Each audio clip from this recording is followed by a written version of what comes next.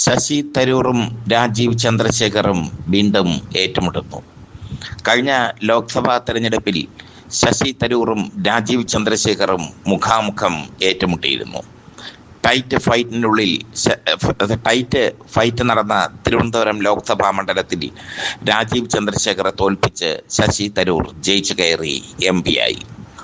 ഇത്തവണ ശശി തരൂറിനെ കേരള രാഷ്ട്രീയത്തിലേക്ക് കൊണ്ടുവരികയാണ് ഹൈക്കമാൻഡ്. കേരള രാഷ്ട്രീയത്തോടാണ് തനിക്ക് താല്പര്യമെന്ന് ശശി തരൂർ അറിയിച്ചിരുന്നു. ശശി തരൂർ ഇടയ്ക്കിടയ്ക്ക് BJP സ്തുതിയുമായി നടന്നത് കോൺഗ്രസിന് തലവേദനയുണ്ടാക്കി. ഇപ്പോൾ കോൺഗ്രസിന്റെ അനുസരണയുള്ള കുട്ടിയായി ശശി തരൂർ മാറിയിരിക്കുന്നു. ലോക്സഭയിലെ MP-മാർ മത്സരിക്കേണ്ട എന്നാണ് ഹൈക്കമാൻഡിന്റെ തീരുമാനം, AICCയുടെ തീരുമാനം. എന്നാൽ നിയമത്തെ പ്രത്യേക സാഹചര്യം കണക്കിലെടുത്ത് ശശി തരൂറിന് ഇളവ് നൽകാനാണ് ഹൈക്കമാൻഡിന്റെ തീരുമാനം.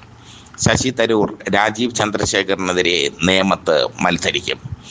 നേമത്ത് രാജീവ് ചന്ദ്രശേഖറെ തോൽപ്പിക്കുക എന്നുള്ളത് കോൺഗ്രസിന്റെയും CPM-ന്റെയും വാശിയാണ്. CPM-ന് വേണ്ടി മന്ത്രി വി ശിവൻകുട്ടി തന്നെ മത്സരിക്കും. എന്തായാലും നിയമം ഇതോടെ ടൈറ്റ് ഫൈറ്റിലേക്ക് പോകും എന്നുള്ളത് ഉറപ്പാണ്. തിരുവനന്തപുരം ലോക്സഭയിലേക്ക് ശശി തരൂർ നേമത്ത് നിന്ന് ജയിച്ചു കഴിഞ്ഞാൽ തിരുവനന്തപുരം ലോക്സഭയിൽ ഉപതെരഞ്ഞെടുപ്പ് നടക്കും. അവിടെ ശക്തനായ ഒരു സ്ഥാനാർത്ഥിയെ കണ്ടെത്താനാണ് കോൺഗ്രസിന്റെ തീരുമാനം. നേമത്ത് ആരെ നിർത്തണം എന്നതിന്റെ അനിശ്ചിതത്വം ഉണ്ടായിരുന്നു കോൺഗ്രസിന്. കഴിഞ്ഞ തവണ K മുരളീധരനാണ് നേമത്ത് നിന്നത്. മുരളി 3-ാം സ്ഥാനത്തേക്ക് പോയെങ്കിലും നല്ല രീതിയിൽ വോട്ട് പിടിക്കാൻ K മുരളീധരന് കഴിഞ്ഞു. NSS വോട്ടുകൾ ക്രോഡീകരിക്കാൻ K മുരളീധരന് കഴിഞ്ഞതാണ് ശിവൻകുട്ടിയുടെ വിജയത്തിന് കാരണം. ഇത്തവണ ശശി തരൂറിനെ തന്നെ നേമത്ത് ഇറക്കുമ്പോൾ കോൺഗ്രസിന് വലിയ പ്രതീക്ഷയാണ് ഉള്ളത്.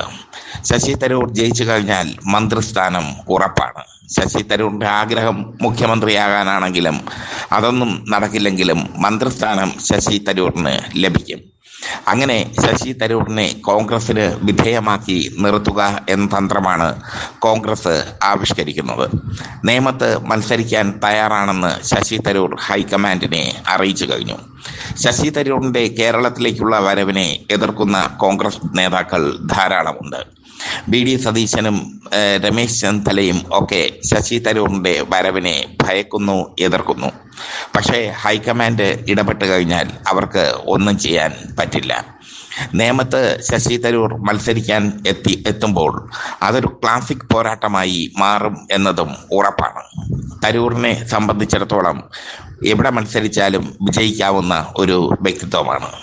രാഷ്ട്രീയത്തിന് അതീതമായ വോട്ട് സമ്പാദിക്കാൻ തരൂറിന് കഴിയും. നേമത്ത് തരൂർ മത്സരിക്കുകയാണെങ്കിൽ രാജീവ് ചന്ദ്രശേഖറിനെ മലർത്തിയടിക്കാൻ കോൺഗ്രസിന് കഴിയും. ഒരു കാലത്ത് കോൺഗ്രസിന്റെ ഉറച്ച കോട്ടയായിരുന്നു നേമം. പിന്നീട് അത് BJPയുടെ ഗുജറാത്തായി മാറുകയായിരുന്നു. BJP നേമം മണ്ഡലത്തെ വിശേഷിപ്പിക്കുന്നത് തങ്ങളുടെ ഗുജറാത്ത് എന്നാണ്. ആദ്യമായി BJP കേരള നിയമസഭയിൽ അക്കൗണ്ട് തുറന്നത് നേമം മണ്ഡലത്തിലാണ്, O രാജഗോപാലിലൂടെ. ആ അക്കൗണ്ട് ശിവൻകുട്ടി കഴിഞ്ഞ തവണ പൂട്ടിയിരുന്നു. അതിന് ഒരുപാട് ഘടകങ്ങൾ ഉണ്ടായിരുന്നു. ഒന്ന്, K മുരളീധരൻ പിടിച്ച വോട്ടുകൾ. 2, നേമത്തുള്ള SDPI വോട്ടുകൾ ശിവൻകുട്ടി സ്വന്തമാക്കി. ഈ 2 ഘടകങ്ങളാണ് കഴിഞ്ഞ തെരഞ്ഞെടുപ്പിൽ ശിവൻകുട്ടിയെ വിജയിപ്പിച്ചത്. എന്തായാലും രാജീവ് ചന്ദ്രശേഖറിനെതിരെ ശശി തരൂർ എത്തുന്നതോടുകൂടി നേമത്ത് പ്രധാന മത്സരം രാജീവ് ചന്ദ്രശേഖറും ശശി തരൂറും തമ്മിലാകും എന്നുള്ളത് ഉറപ്പാണ്. പഴയ ശത്രുക്കൾ വീണ്ടും മുഖാമുഖം കണ്ടുമുട്ടുന്നു എന്ന പ്രത്യേകത കൂടി നേമത്തെ തെരഞ്ഞെടുപ്പിന് ഉണ്ടാകും. ലോക്സഭയിലേക്കുള്ള MP-മാർ മത്സരിക്കേണ്ട എന്നാണ് നിലപാട് ഹൈക്കമാൻഡിന്റെ. ആ നിലപാട് ആ നിലപാടിൽ ശശി തരൂരിന് മാത്രം ഇളവ് നൽകാനാണ് ഹൈക്കമാൻഡ് തീരുമാനിച്ചിരിക്കുന്നത്.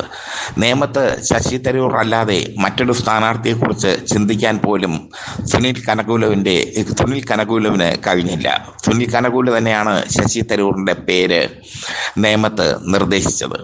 ശശി തരൂർ നേമത്ത് മത്സരിച്ചു കഴിഞ്ഞാൽ, അല്ലെങ്കിൽ കേരള തെരഞ്ഞെടുപ്പിൽ മത്സരിച്ചു കഴിഞ്ഞാൽ അതിൻ്റെ തരംഗം കേരളത്തിലുടനീളം ഉണ്ടാക്കാൻ സാധിക്കുമെന്നാണ് കണക്കുകൂട്ടൽ കോൺഗ്രസിൻ്റെ.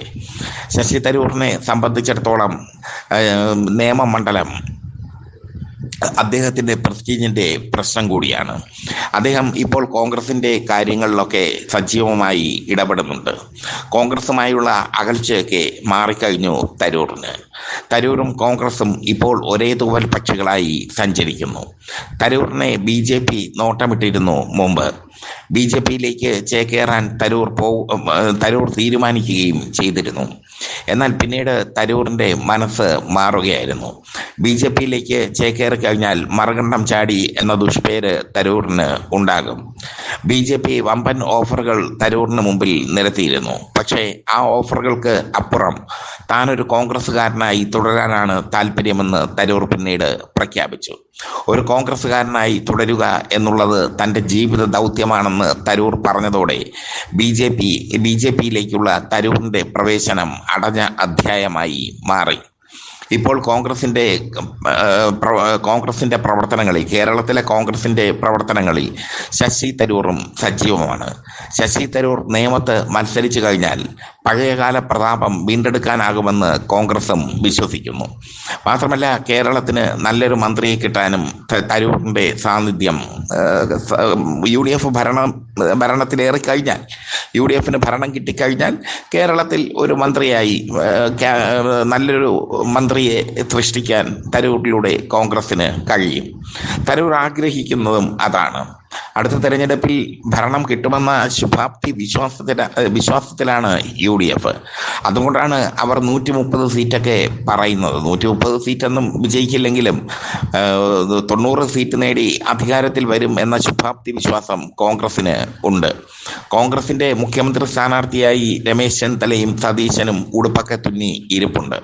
മറുവശത്ത് CPM ഗൃഹ സന്ദർശനങ്ങളും ഒക്കെയായി അവരുടെ പ്രചരണം കൊഴുപ്പിക്കുകയാണ്. ഗൃഹ സന്ദർശനത്തിൽ ഓരോ വീടുകളിലും സന്ദർശിച്ച് ഇപ്പോഴത്തെ ഗവൺമെൻറ്റിൻ്റെ നിലവാരം അളക്കുക, വീട്ടുകാരെ ഗവൺമെൻറ്റിന് അനുകൂലമായി ചിന്തിപ്പിക്കുക എന്നിങ്ങനെയുള്ള പ്രവർത്തനങ്ങളാണ് CPM ഇപ്പോൾ നടത്തുന്നത്. എന്തായാലും അതിനിടയിലാണ് കോൺഗ്രസ് ശക്തമായ സ്ഥാനാർത്ഥികളെ നിർത്തുന്നത് കേരളത്തിൽ അങ്ങോളം ഇങ്ങോളം. എന്തായാലും നിയമമണ്ഡലത്തിൽ എല്ലാ തവണയും പോലെ ഒഴിഞ്ഞു വയ്ക്കുന്ന ഒരു സ്ഥാനാർത്ഥി. മുമ്പൊക്കെ കോൺഗ്രസിലെ ഘടകകക്ഷികൾക്ക് സീറ്റ് കൊടുക്കുമായിരുന്നു. അവർ വളരെ ദുർബലമായ, വളരെ കുറഞ്ഞ വോട്ടുകളാണ് പിടിച്ചുകൊണ്ടിരുന്നത്. കഴിഞ്ഞ തവണ മുരളീധരൻ ശക്തമായ രീതിയിൽ പ്രവർത്തിച്ചപ്പോൾ, മുരളീധരൻ ശക്തമായ പ്രകടനം കാഴ്ചവെച്ചപ്പോൾ കോൺഗ്രസിന് കിട്ടേണ്ട വോട്ടുകൾ കോൺഗ്രസിന് തന്നെ കിട്ടി. മുരളീധരനേക്കാളും സെലിബ്രിറ്റിയാണ് ശശി തരൂർ എന്നുള്ളത് ശ്രദ്ധേയം. മാത്രമല്ല, NSSുമായി തരൂർ അടുത്ത ബന്ധം പുലർത്തുന്നു എന്നുള്ളതും ശ്രദ്ധേയം. എന്തായാലും രാജീവ് ചന്ദ്രശേഖറിന് തരൂരിലൂടെ ചെക്ക് വെച്ചിരിക്കുകയാണ് കോൺഗ്രസ്.